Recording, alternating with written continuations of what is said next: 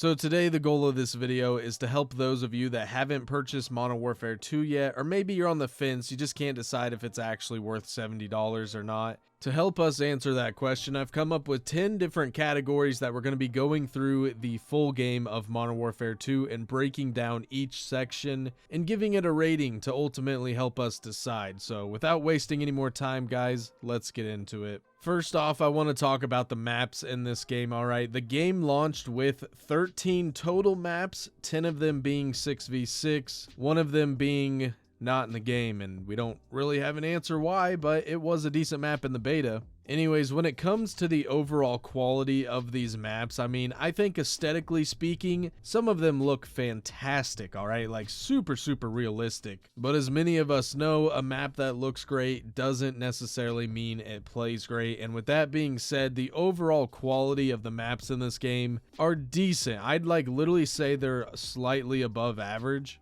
I don't really hate any of the maps in this game, but they're all pretty forgettable at the end of the day, and that's not necessarily a good thing. You know, there's no maps here that are going to be groundbreaking. However, you know, in the future when they add in some remastered and some new maps that are a little bit better, I think this game will really start to shine. But as the game sits currently on November 4th, 2022, I'm going to be giving the overall rating of the maps in Modern Warfare 2 a 7 out of 10. They're not bad, but they can definitely use some improvement. Now, what's more important than the maps in Call of Duty? That would be the weapons you're using, okay? We have a good selection of weapons to choose from in Modern Warfare 2. There's a ton of variety here. We have just literally everything that exists is pretty much in the game. And they're all pretty well done too. They look great, they feel great. And on top of that, when Call of Duty releases, normally there is one weapon that is far superior over everything else, and I don't think we had that in this game. So far, I feel like the weapon balancing overall is pretty good. And so with this game having the best selection of weapons I think we've had in quite some time, I'm giving this category a 10 out of 10. Moving on to what makes Call of Duty though, and that is the kill streaks. And in this game, I honestly don't have much to recommend to them. You know, I'm always looking for ways, how could they improve, what could they add or, you know, remove. And in the kill streak category, I don't think there's a whole lot of suggestions that I would really change. And I'm sure Infinity Ward did this on purpose, but I think there is a few kill streaks they could definitely add to this list. And I have zero proof of this ever happening, but I would be shocked if Infinity Ward doesn't add extra kill streaks on in the game's life cycle. I really just don't think the current list of streaks we have is going to be the same as when this game's life ends. So for the time being, I think this list is very good. I'm going to be giving the kill streak category a 9 out of 10 rating. However, they could easily add a few if they wanted to, you know, an EMP, a Pavlo, just some stuff like that. But overall, the list that we have to work with currently is pretty good. Next, let's talk about the animations in Modern Warfare 2, and to true Infinity Ward fashion, I mean, they're all great. I really don't have much to improve on here, other than the recoil patterns seem to be a little bit over the top, but I mean, it's nothing I can't deal with, dude. Like, the animations are pretty spot on. They look beyond realistic, and I really don't have anything else to add here, other than some of the animations don't exactly line up perfectly. Like,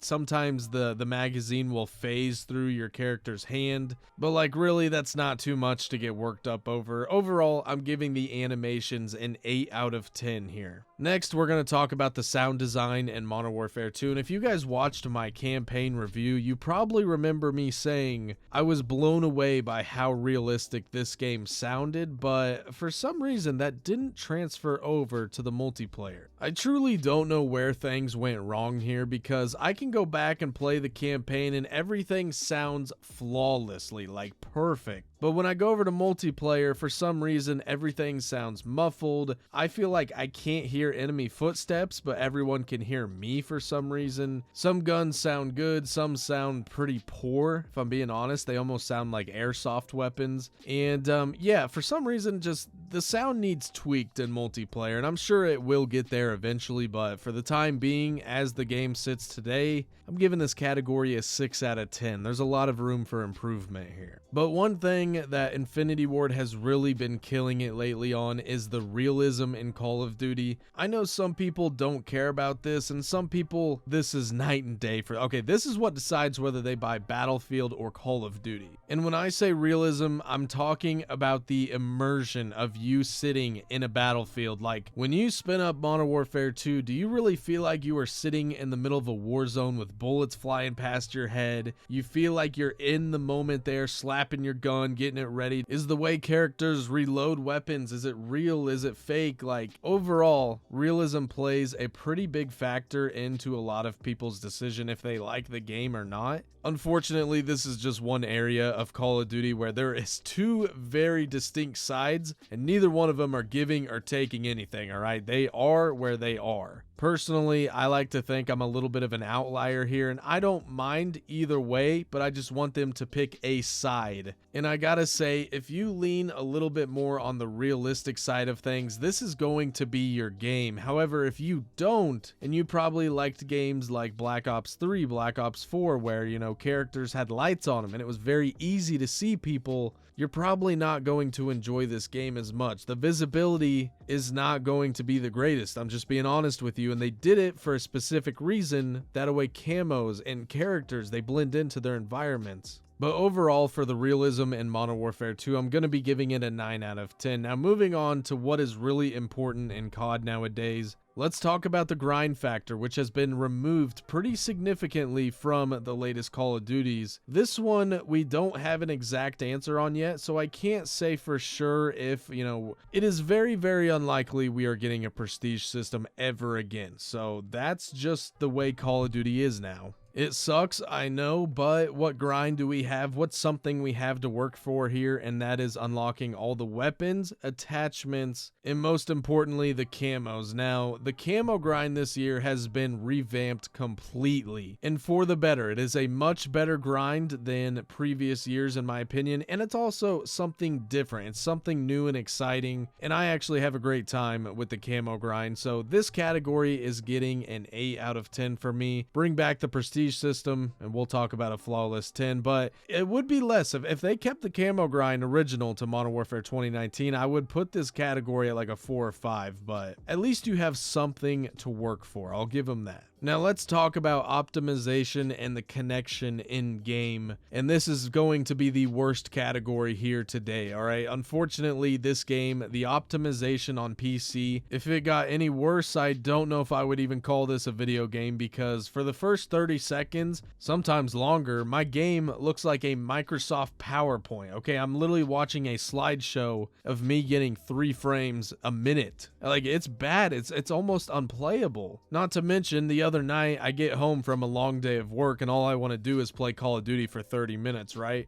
I hop on the game, you know, it takes me forever to get in a match. I finally get in one, I take 10 steps forward, boom, game crashes. I'm obviously pretty pissed. I put it on Twitter, whatever. I'm like, I'm done for the night. I'm not really done though. I'm going back. I just want to play one game now, just one game. And as I'm loading into the match, the game crashes again, and that's when I decide to call it quits. And you'll also see many other content creators having like a crash counter when they stream the game. This game is just not good optimization wise, and I've heard the same thing for consoles as well. And if you think the optimization is bad, the connection only gets worse, at least in my opinion. Some people, they think the connection is amazing. I don't know what's going on. I think it has to do with the game itself. But when I play Warzone, I'm usually in that 70 to 80 range of ping. And when I play this game, I'm in the range of 130 to 150, almost doubling my ping from Warzone. Some games I get in, I do have a good 80 ping connection, and other games I don't. I feel like that's mainly due to the skill-based matchmaking. And I fully understand that SBMM is here to stay. It's not going anywhere, but they have got to fix something with the connection in this game. It's just not good. It's just not. This category gets a 5 out of 10.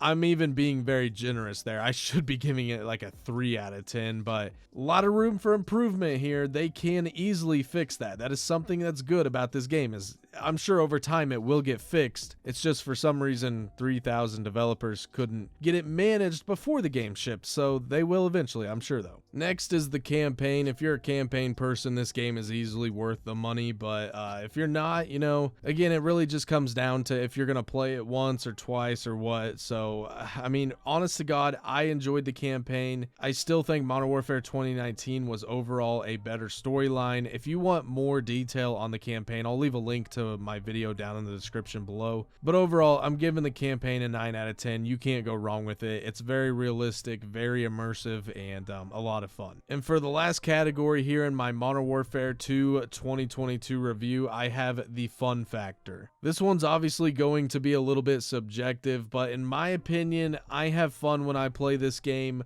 Overall, the consensus on Twitter is that people are having fun with Call of Duty again. If SBMM wasn't in the game, I'm sure everyone would just be praising this game to death because I truly think it is that good of a video game. But if you strip away the SBMM and look at the game itself, the core game, I personally think I have a lot of fun with it. And for that reason, I'm giving it a 9 out of 10, which if we add up all the categories here from today's review, that brings us out to an 80 out of 10 score. So the way this game sits currently here on November 4th, 2022, I fully do believe that this game is worth $70, and I really think you're going to get your money's worth when you play the game. Especially if you plan on playing the campaign, it's well worth the full 70 in my opinion. And you also got to keep in mind that this game, you know, it's not a full game at launch, and I know that that sucks sometimes, but you got to think of it, there's nothing but upside to this game. When they add in more maps, more weapons, more everything, I just think this game is going to be one of the greats. Obviously, SBMM might hinder a lot of people's viewpoint there, but for me, I enjoy this game. I think it's worth every penny. I'm having a great time. Is Modern Warfare 2 worth $70 to me? Absolutely. I'd pay the $70 for this game,